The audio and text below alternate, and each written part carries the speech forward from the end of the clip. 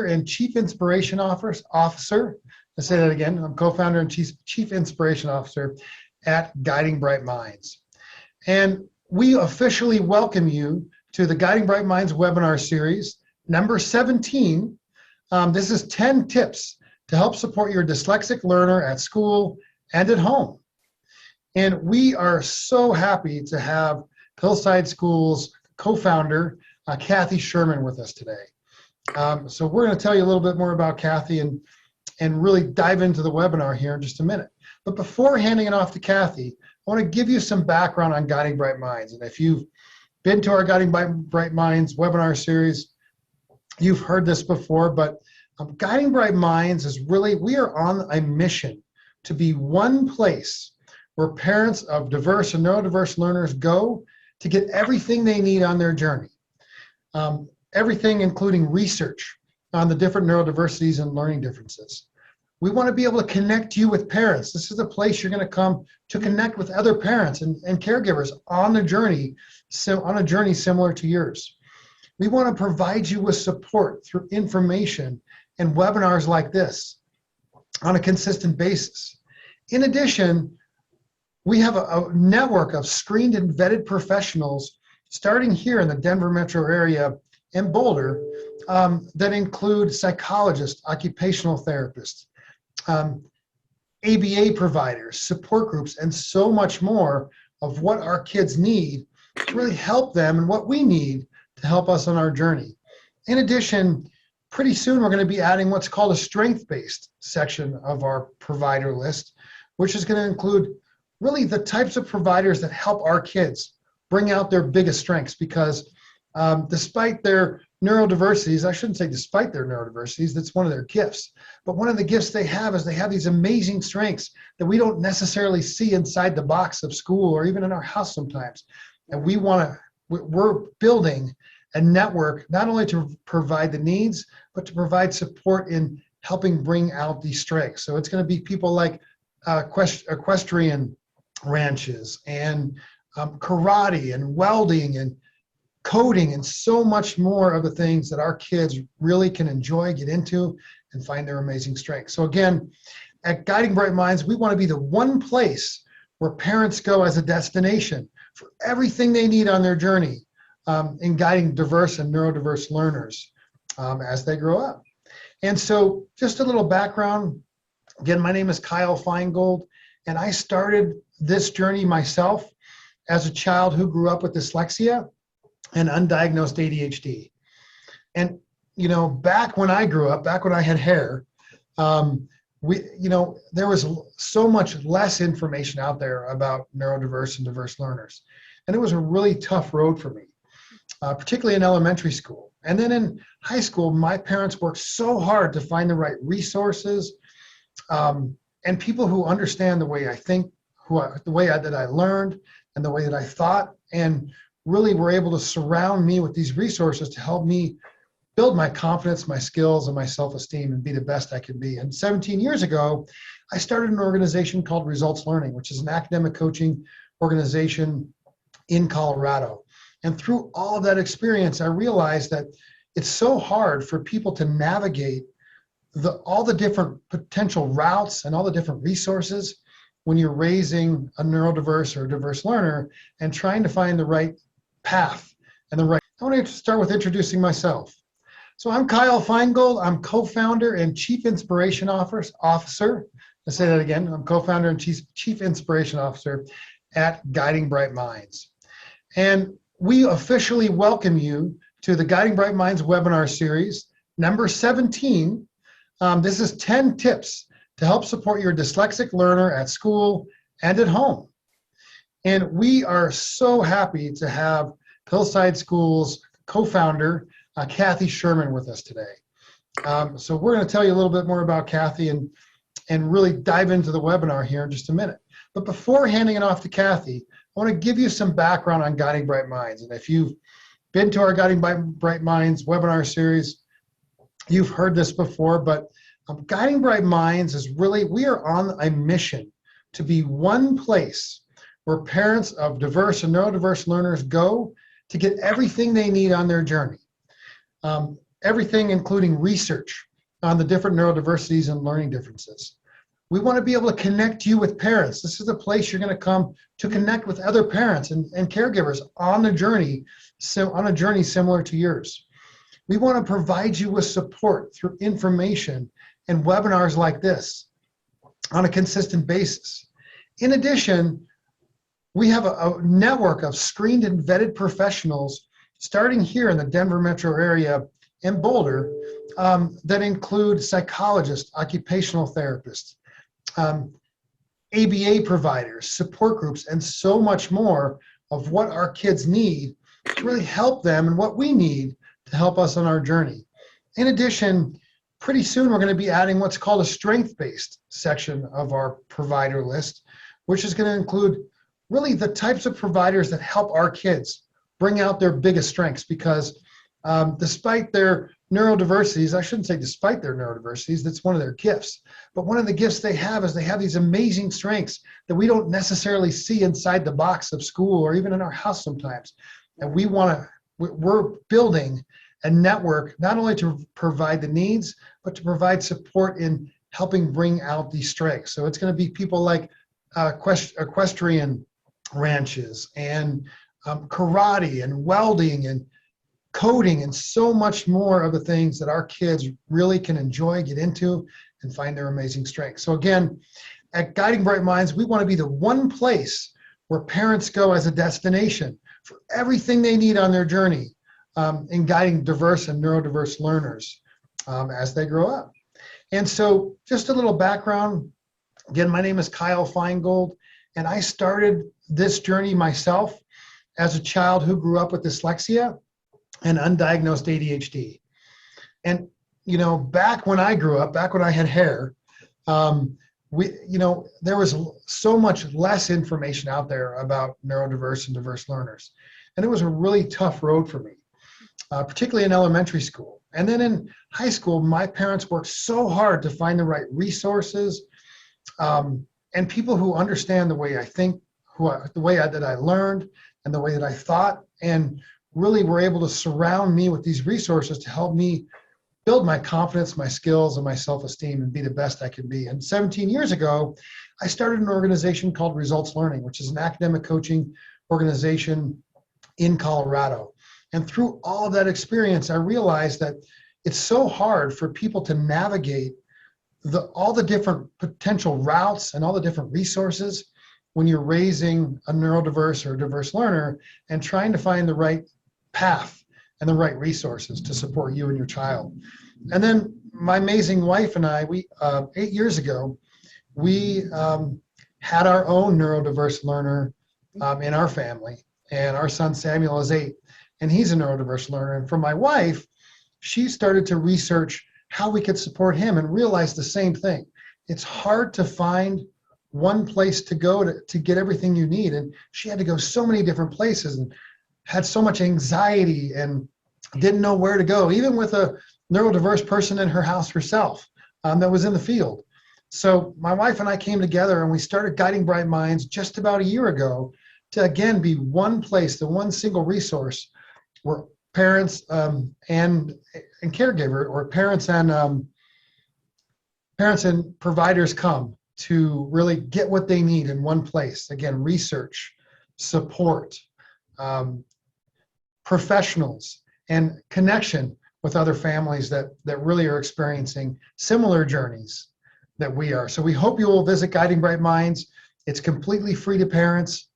As we get started, I'll put our web address and our YouTube address in the chat for you, so you can come visit Guiding Bright Minds. Please consider joining our community, or at least making sure you're getting our newsletter.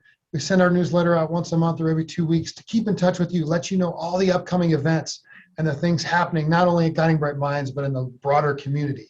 So hopefully you'll join us and become part of Guiding Bright Minds in some way. And if it's not for you, please spread it far and wide, because there's so many parents out there that need help navigating this journey. Mm-hmm. So with that being said, again, I want to thank you so much, all of you so much for being here. And we are here for our Guiding Bright Minds webinar series number 17. It happens every 2 weeks.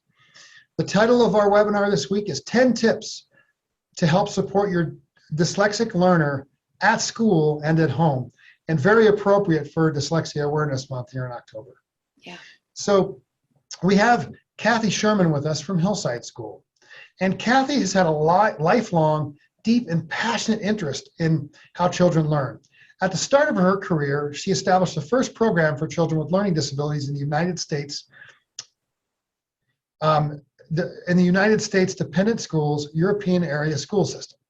This experience began a self-driven pursuit of knowledge related to her field of dyslexia and her emotional impact of learning challenges. After landing in Boulder in 1976, Kathy worked for 12 years as a learning specialist in Boulder Valley schools. Feeling the need to apply her skills more broadly and to expand her knowledge, Kathy started the Learning Connection in Boulder, where she provided diagnostic learning evaluations, worked one-on-one with children, and managed the tutoring staff. Kathy also published The Teaching Parent, a catalog of teaching materials for parents. In 1995, she co-founded and co-directed Bridge School, a private school for grades 6 through 12.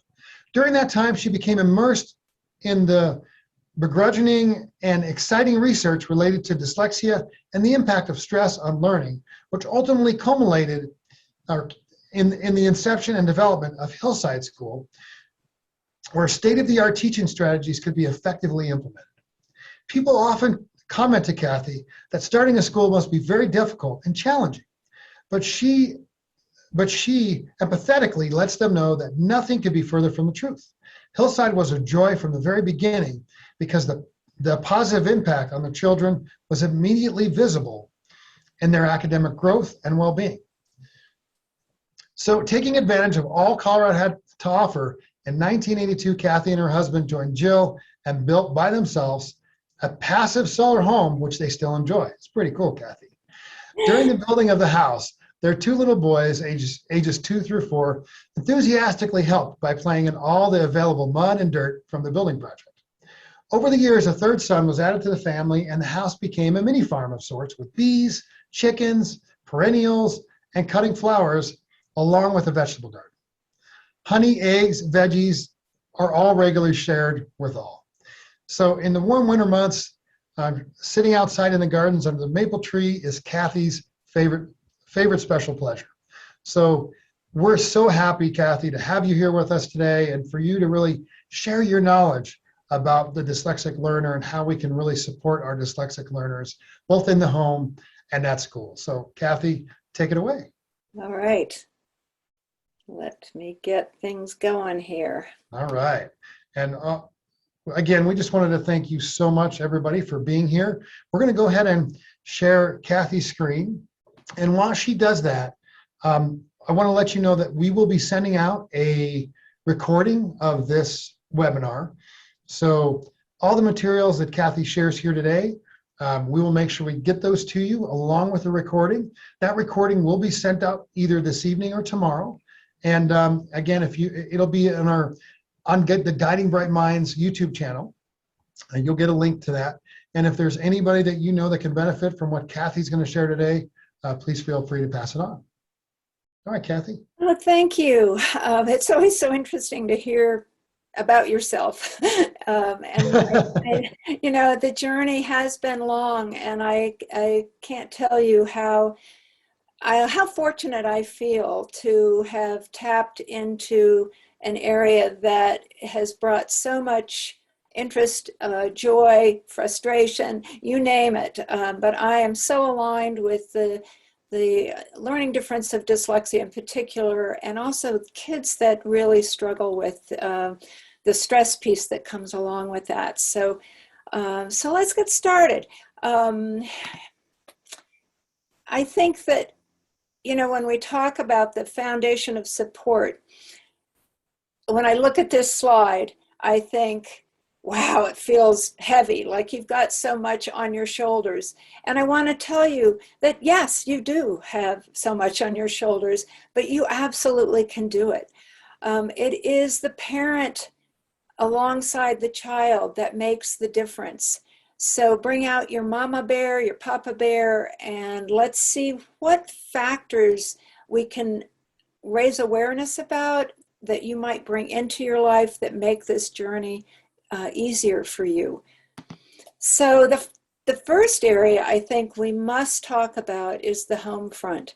I have carefully put this into 5 areas to make 5 plus 5 makes 10, right? So there were so many things that I wanted to bring in, and I thought, no, it's great to just have 5 because then you can really zero in on things.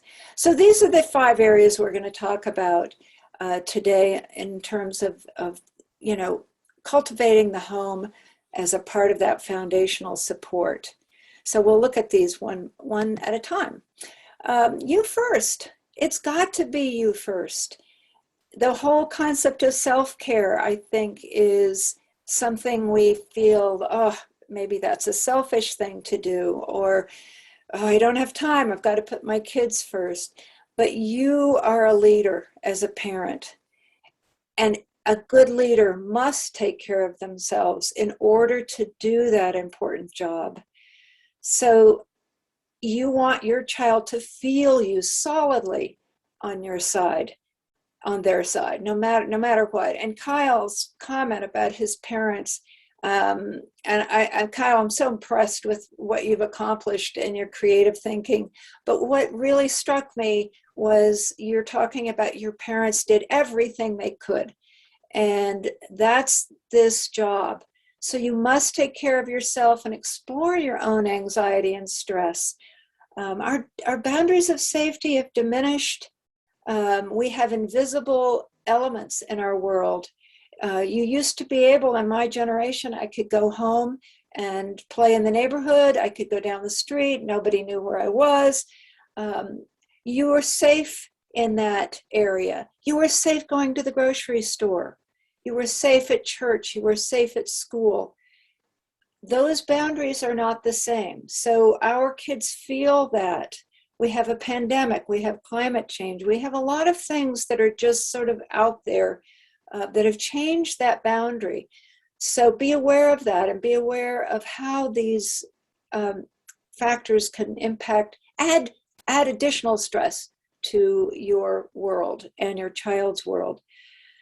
I think it's really important and a tricky deal to understand your what triggers your own stress response. What is the stress response?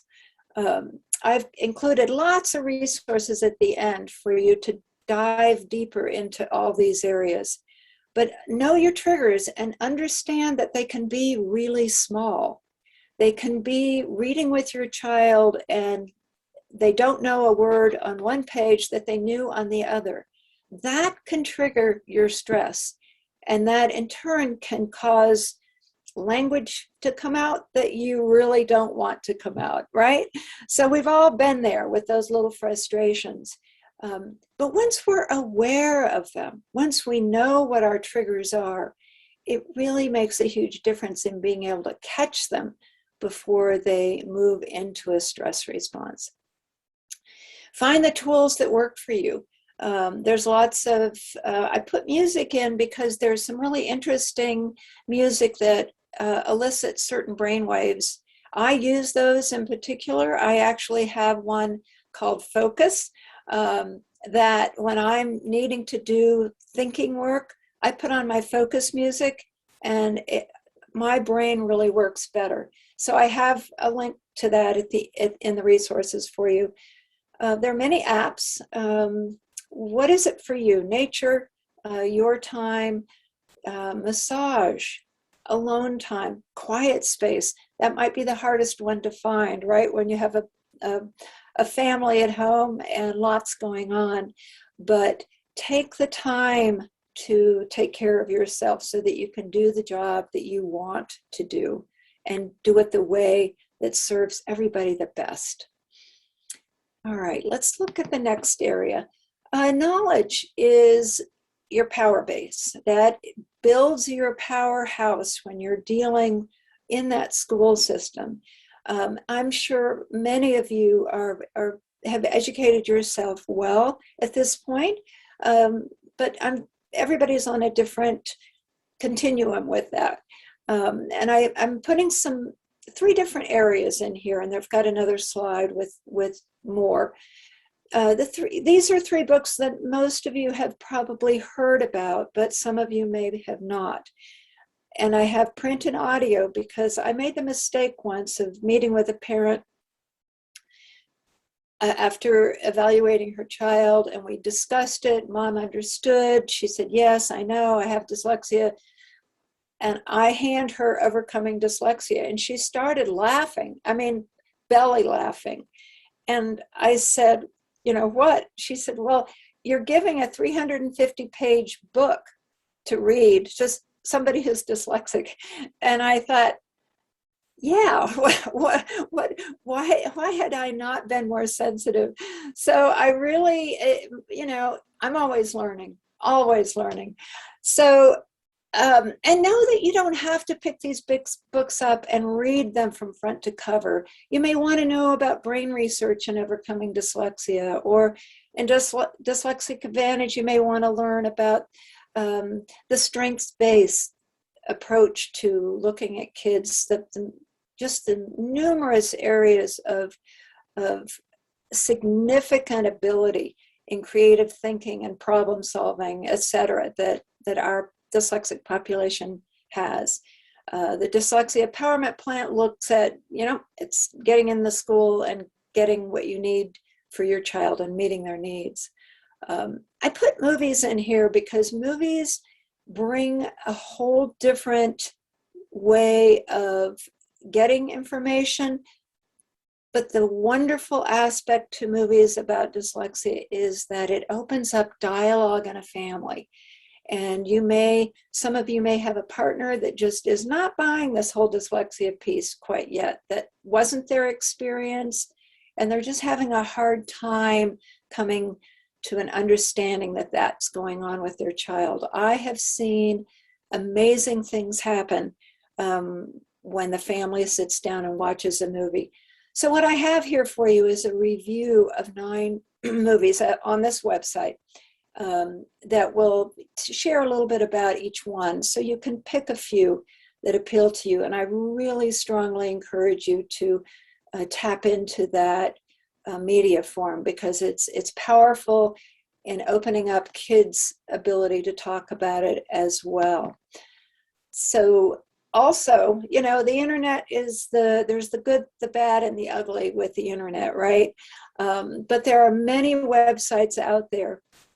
And I obviously need to have guided minds on this particular slide, and I do on another one. But, you know, these are just some samples of areas that you can get more information about topics that you want to know more about related to dyslexia. The third one down is a little hard to tell. That's the International Dyslexia Society, organization.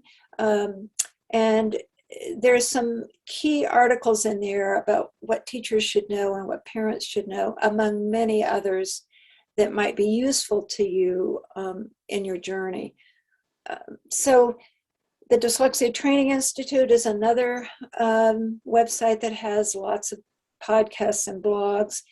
And some of these get down to very small areas like appropriate spelling lists for kids with dyslexia.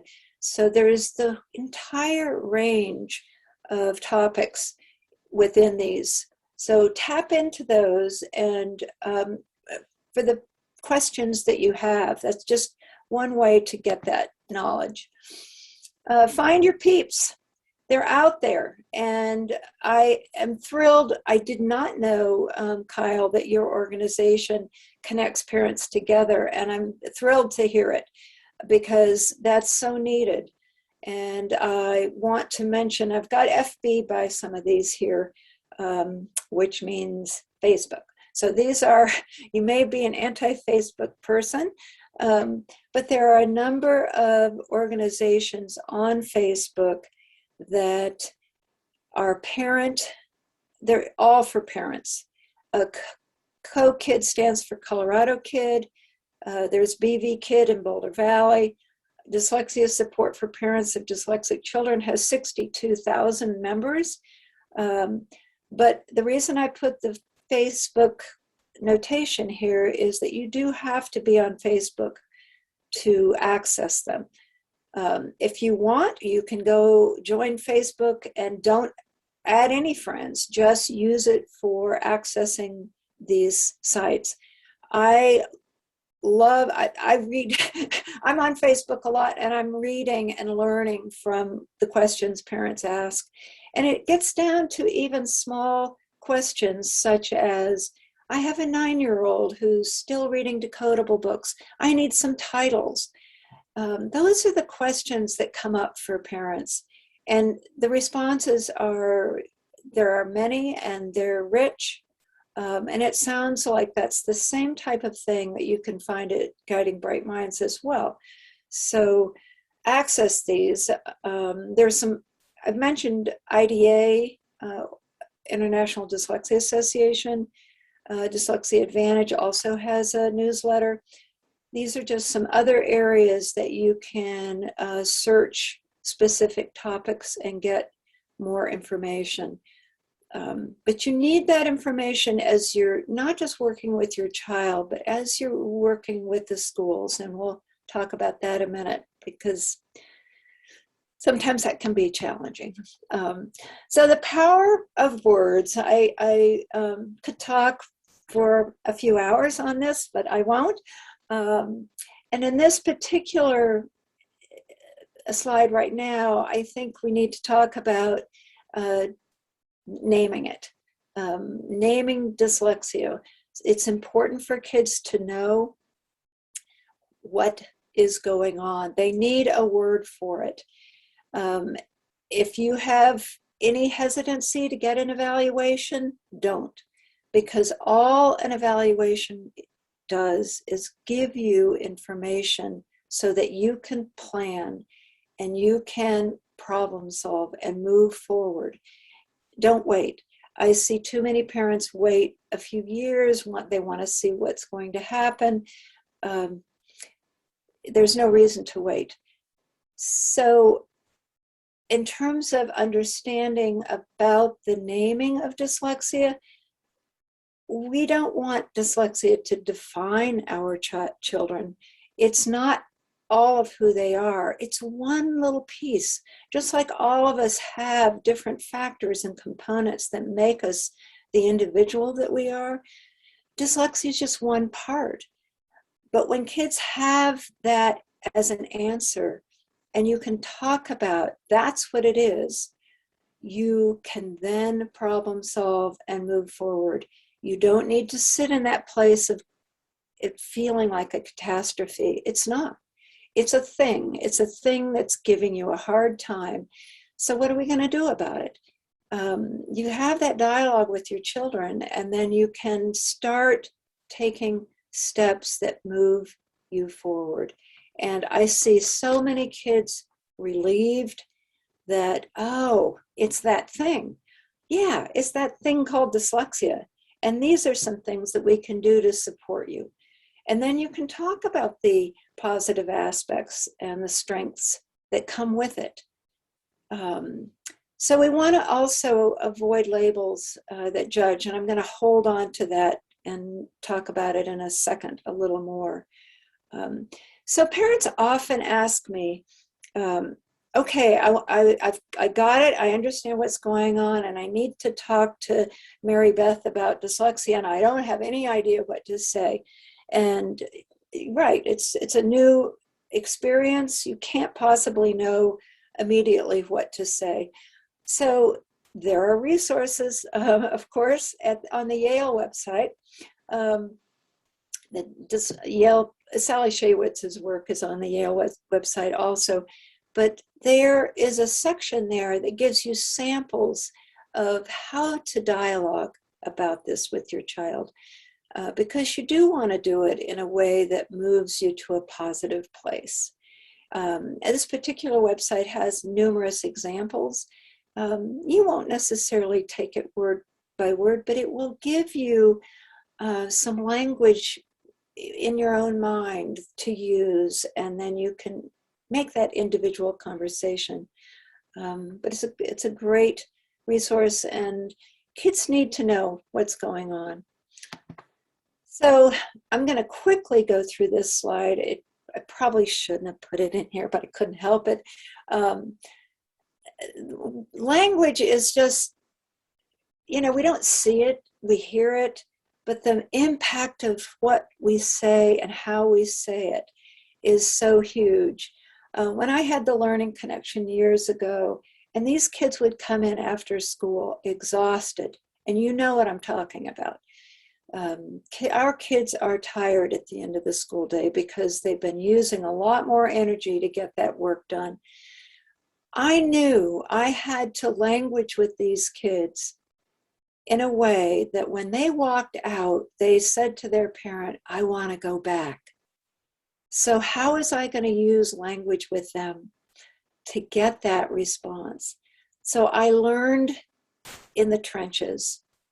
And I researched and I read, and I've been using tools ever since to language things in a way that open people up and not close them down. So lots of you have probably heard about the growth and fixed mindset by Carol Dweck. I have resources about that at the end, and that is really about opening kids up to taking risks with learning. The Optimistic Child is an older book, but still powerful. And that's really about problem solving, helping kids problem solve when they feel the weight of the problem on them. And we need to help them with those tools.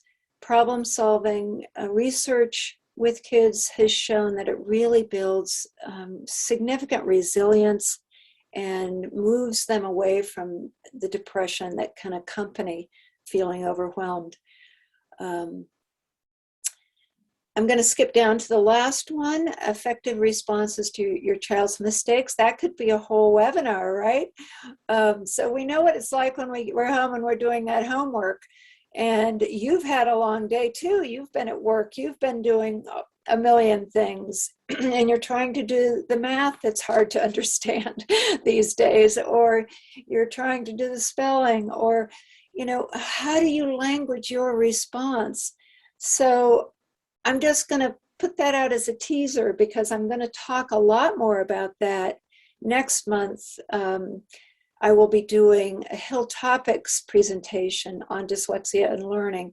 I'm going to talk about that very thing, effective responses, because it is a challenging area. I know that.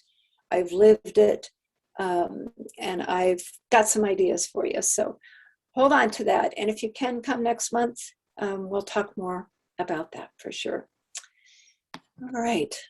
So I can't not put this quote in here because through my career, I have felt at times an aggressive rage when I hear other adults, parents or teachers, describe kids as lazy, or they don't try hard enough, or they're not motivated. Those are all labels that allow the adult to move away and look back and say, well, when you're not lazy or when you decide to be motivated, I guess you'll start learning. And I know many of you have had this experience. It is not okay to use those labels. So I'm putting this quote here for you to take with, because it's so true. Beneath every behavior is that feeling. And that feeling is from a need. We have to focus on the need. We have to look at what's underneath that behavior. Then we can figure out what to do. We can't do it any other way. So our kids need this, and we need to align our teachers and our other educators in this way of thinking. So, because when the words aren't there, the behavior will do the speaking. And what our kids are saying is, something's wrong. I don't know what it is. I need you to help me. That's our job. And that's the teacher's job as well. So you might want to help the teacher figure that out if that's your experience. I have seen it all too often, even with my own children growing up. So I'll leave you with that. Lastly, so easy, right? The balance of work versus play on the home front. Life has gotten busier. There's no doubt about it. And I'm not saying this is easy, but I would like you to just keep that scale in your awareness and check in with yourself. Where are you with play and work? And why play in downtime? You know, is that productive? Yes, it's productive. The brain needs that time to reset and to regenerate creative energy. It's so essential for our kids to not be doing too much homework in the evenings. They need that time to explore their areas of expertise, because those are what builds that self-esteem and resilience. And we know our kids have plenty of creative ideas. So we need to give a balance there, allowing them to explore those things, and we want to support that. I'm not going to talk too much about the stress area. I know that's in the news a lot. There's a lot of information about it. But just know that when a child is experiencing stress, they do not have full access to the prefrontal cortex involved in learning. And working memory is compromised significantly.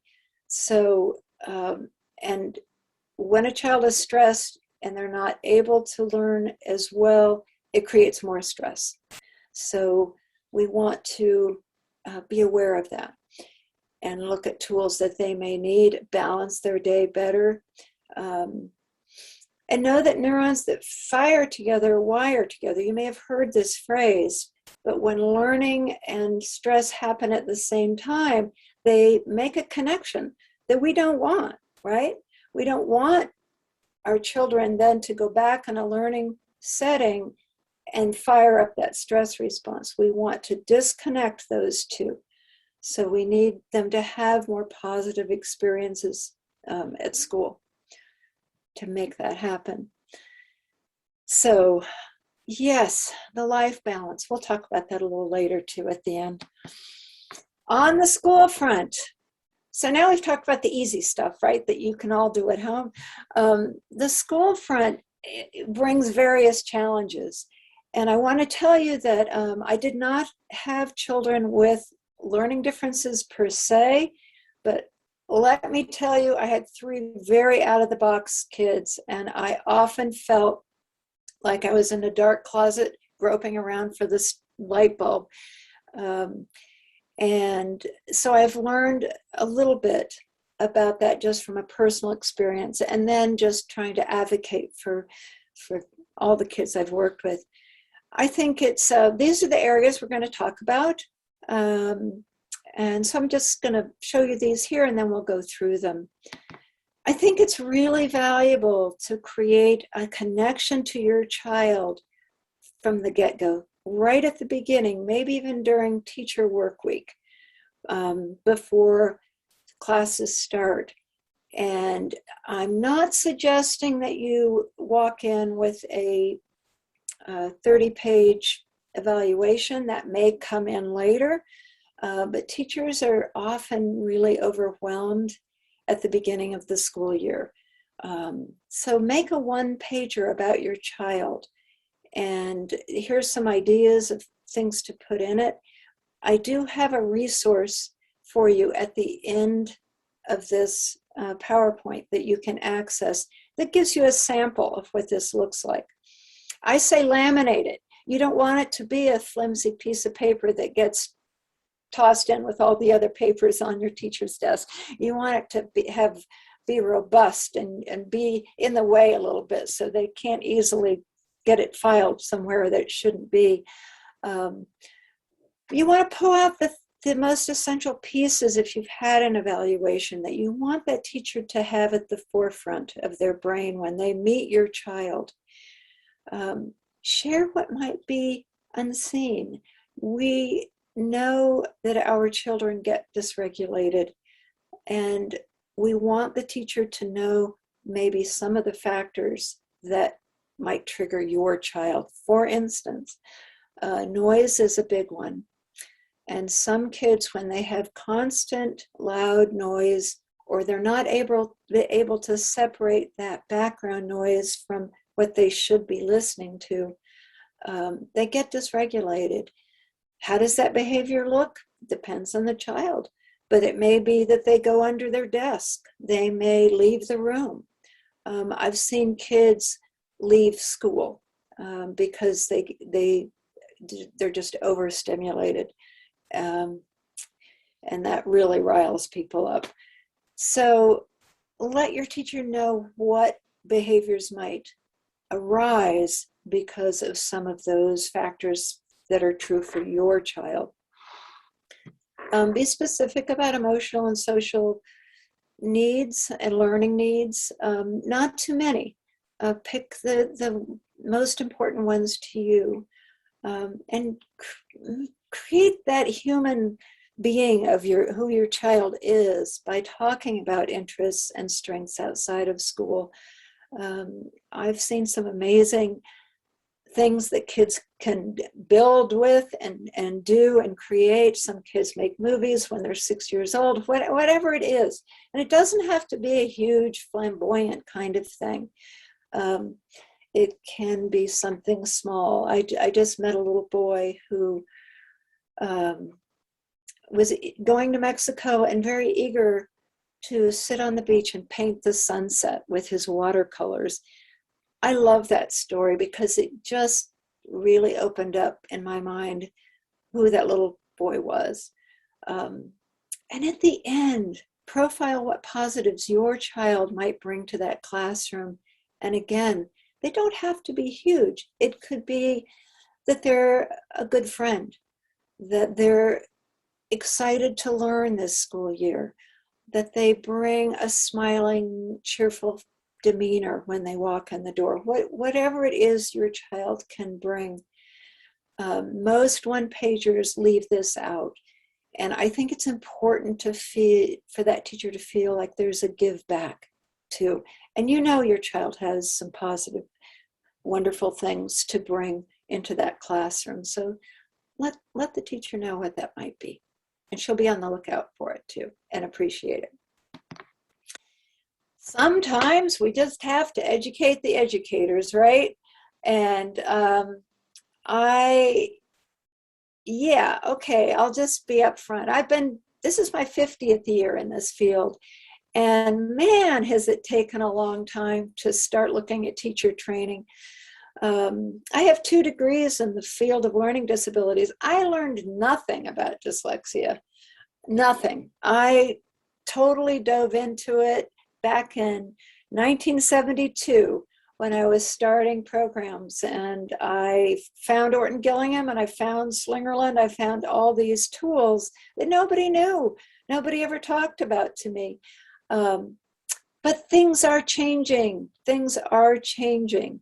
So we still, however, have teachers who say, no, I don't think he's dyslexic. No, I don't know. Dyslexia is just an umbrella term, right? No, it's not. It's very specific. And we have so much evidence that tells us what it is and what we need to do about it.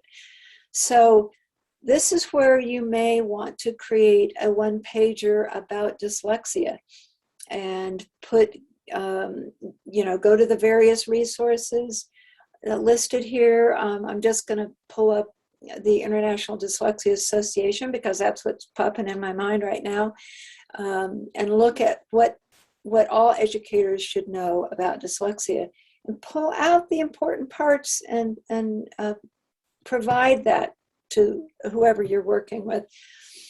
And the other thing is, the term dyslexia in public school, they don't like to use the word. It is happening more now, but they typically don't like to use the word for lots of reasons. But honestly, I overstep that with no conflict about that, because it's really about the percentile. It's about, in order to get an IEP, to get intervention, it comes down to test scores and where your child is performing.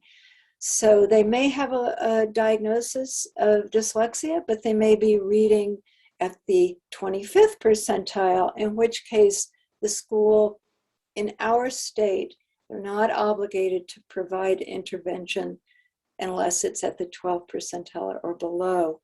So that's unfortunate. I think, to me, it's a painful number because there are too many kids that leaves out getting help. So again, I'm going to repeat myself a little bit on providing accessible information. You're probably not going to want to hand a 350-page book to the teacher to read because they're not going to have time. But find the, bits of information that are well vetted and have a hefty name behind them, like Yale, because teachers do care. They just are overwhelmed in the current state of things. The other thing you can do is to organize a simulation at your school. Colorado Kid and BV Kid both offer that. I see that happening more, and the comments coming out of it are very powerful. I hear, I had no idea. Now I understand. So, that's something you'd have to organize and be a bit of an activist about, but I think it's worth it and has great, especially if you can get the whole school involved in a simulation. And stay calm. Yeah, hard, isn't it? I have another slide where I don't know where it is right now, but it's stay soft on the outside and steely on the inside and persist. And having information will help you do that. So we want to foster, this is really about communication. We want to foster relationships with the school. Everybody's human. Teachers get up and they've chosen this profession because they want to help. And typically once they get started in the job, it is way more overwhelming than they ever imagined. And your child having some different learning needs is just sometimes tips them over the scale a little bit. So that's why we want to see teachers as, they're human beings, and they assume that they have that positive intent. And again, back to the power of our language, you want to phrase for positive action, not negative judgment. So when and many of you will have had this experience, a paper comes home or a comment's written on a paper or whatever the experience is that is hurtful for your child, just go in there and open it up. I'm curious why, Johnny is having these spelling words that are completely beyond his ability to read. Or I'm wondering about why Mary Beth stayed in from recess when she wasn't able to finish her writing. You're putting it on the table to discuss. You know where you want to go with it, but put it on the table in a way that doesn't shut the other person down. There's lots of ways to do that. People who know me are on to me now, because if I start out with, I'm wondering about, they know what I'm up to. So, but I encourage you to use some phrasing that opens up the conversation, even if you're furious inside. Be nice, find ways to support, volunteer however you can, leave cards, treats, flowers, smile. Believe me, those little things really create a positive feeling to you and about your child. It's just how we're wired. So sometimes it's hard because you're not feeling it, but I think it's a good thing to do. There it is. Stay soft on the outside and steely on the inside, and hang in with those people. We're going to talk about the whole issue of having school meetings. And because I think that, when you walk into a meeting and there are 8 people there and you're up by yourself, that's a pretty overwhelming experience. So I'm suggesting, and I have this in the resources, take a look at active listening. We've all heard that term, but we quickly forget what's involved, right? Take a look at some of the characteristics of active listening. You want to have good eye contact. Prepare ahead of time for what you want to ask for and what you really are demanding for your child. Whatever the accommodations, interventions, whatever your situation is. I'm talking about meetings in general, not just a 504 or an IEP. It might help to know the rules and regs a little bit. A rights law came about to help support parents with that information. There's also a book by Kelly Sandman Hurley, Dyslexia Advocates, very accessible. But you also can get this information by organizations. I would imagine Guiding Bright Minds also can answer some of those questions for you. It is a big world of knowledge out there related to what is the law, what isn't the law, what are the regs. Educate yourself on what you're interested in having happen. The thing that happens in these meetings is you go in and you present, what you want to have happen, and sometimes you'll get no, we're not doing that. We can't do that. And you're left not knowing if that's true or not. So it's helpful to go in with some information. And I would think it's on the next slide, don't sign anything. If it's an IEP meeting, you don't have to sign anything that day. They don't like that. They want you to sign right then. But you may feel like too much information is coming in and you need more time to process. So you just tell them, no, I'm going to take it home. I'm going to take my time and review it. Kathy? Yeah. Oh, sorry to interrupt. So we've got about 10 minutes left. I want to just get one question in that's relevant here, and that is, okay. we had one person say, is it helpful in addition to the school testing to have neurocognitive or educational eval testing outside of school to help identify, more about the way the child thinks and learns, and also the different accommodations? Yes, absolutely. And the reason is that you get a more comprehensive look at your child. And what's happening in the schools now is there is a great discrepancy with the evaluations that are done within each school. In Boulder Valley, you'll have great eval here and almost nothing in another school. So absolutely, if you can do it, by all means do. Just really quick, one thing that I'll mention too is, if you have the means to do that, they are expensive to get, but if you don't, check out the Guiding Bright Minds website. We have a few organizations that will actually take insurance or do a sliding scale to try and make it affordable for anybody to have that done. Oh, that's fantastic. Yeah. So I know I'm getting over here, so I'm going to speed up a little bit.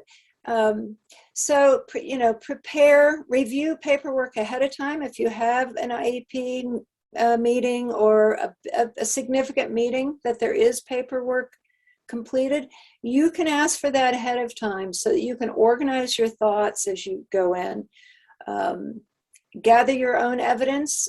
Sometimes it's really helpful to say, this is what he was able to write in 10 minutes.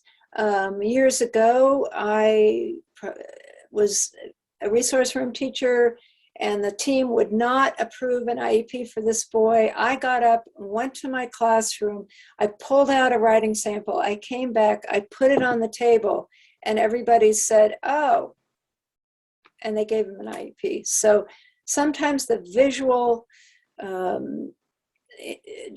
piece is powerful. Bring somebody with you. Using an advocate now is common, and I'm sorry that it's that way, in a way, because it's a sorry state of affairs that we need an advocate to go with us, but they can make a huge difference. They know the lay of the land, and if you can do it, I would do it. Or bring another adult who can be your eyes and ears, take notes, and be present for you, because you're going to be thinking and responding and lots going on. Very quickly, be proactive throughout the year. An advocate that I know who does a wonderful job, she suggests check on progress 3 times each semester and let them know you're going to do that.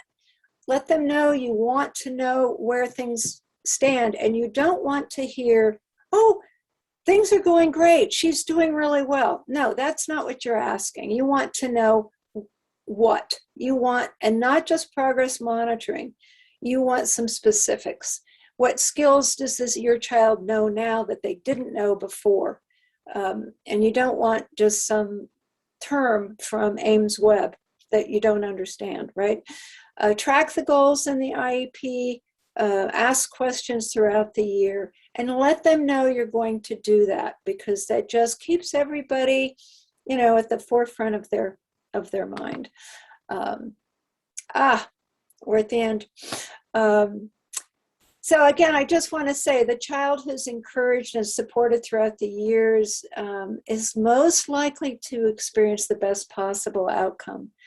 So circle back to the taking care of yourself, and think about what you want to remember 10 years from now, how you want to see this time. And remember, it's work, play, love. It's all 3. And I think play should be big and tall in the middle. So I'm going to show you a picture now of, and I want to apologize for the lily white stereotypical family that I'm presenting, but it's the picture that demonstrates what I'm talking about. So, the play within the family does not have to be a trip to Hawaii.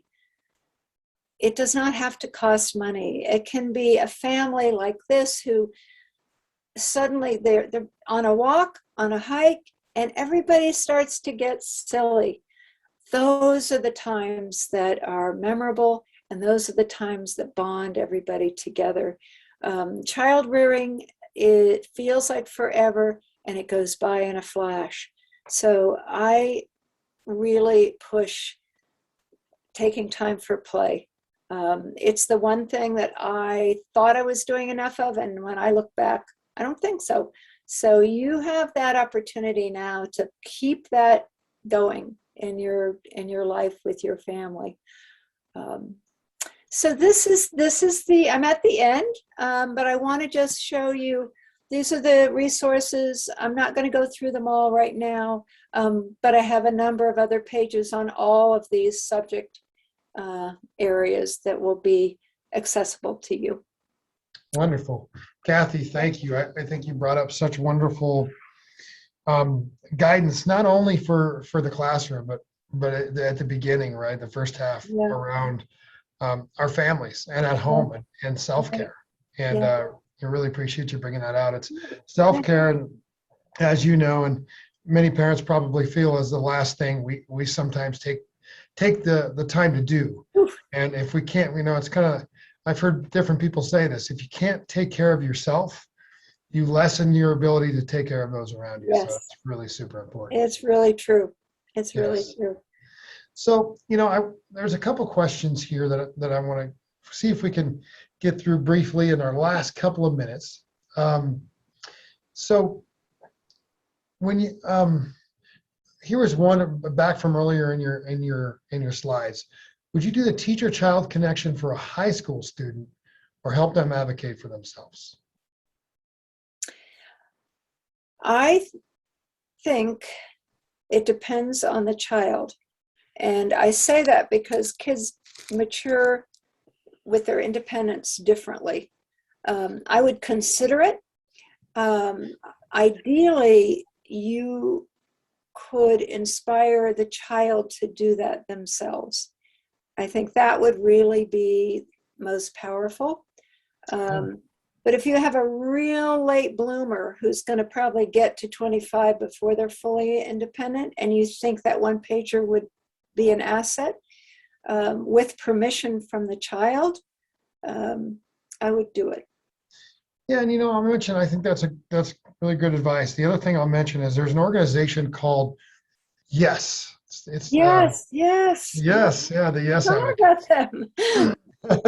No pun intended there. Yeah. But it's called Yes, and Mhm. it is, I believe it's called the Yes Advocates. If you Google it, and actually I'll send out a link when we send this to you. And they are students who've learned to advocate for themselves, starting with basically a slide presentation that they give to their teachers. And it just in a nutshell, it's an overview of who they are, what they love to do, what all their strengths are outside the classroom, inside the classroom, what their accommodations are, what they're entitled to by law, and how they want to work together with their teacher and asking their teacher to be on their team. So it's a wonderful thing. If you think this would be great for your kids, I would strongly advise to take a look at it, because they just learn to become these amazing self-advocates. And every time I see one of their presentations, I get tears in my eyes, because it brings joy to my heart that these kids know themselves and have a tool to advocate for or with. Yep. Thanks for bringing that up, Kyle. Yes, you're welcome. You're welcome.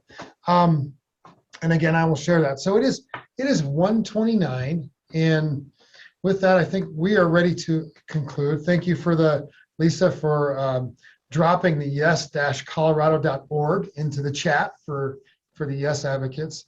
Kathy, I just want to say, again, this was a brand new presentation that I know you put together specifically for this, and I wanted to just say thank you. I thought it was well thought out and so much great advice, again, around not only what we can do in school, which is what we commonly hear and see, but how we can take care of ourselves and work with our children in the home. So thank you so much for putting this together. Thank you for your time. Absolutely. And thank you all for taking the time to be here today. We will be sending out a recording of this along with all the resources that Kathy has to share, and a link to Yes Colorado. So thank you all very much. Please visit Guiding Bright Minds. Take a look at what we have to offer as we strive to become the one place where parents of diverse and neurodiverse learners go to get everything they need on their journey. So thank you all very much. Kathy, thank you again. Absolutely. Have a wonderful rest of your week.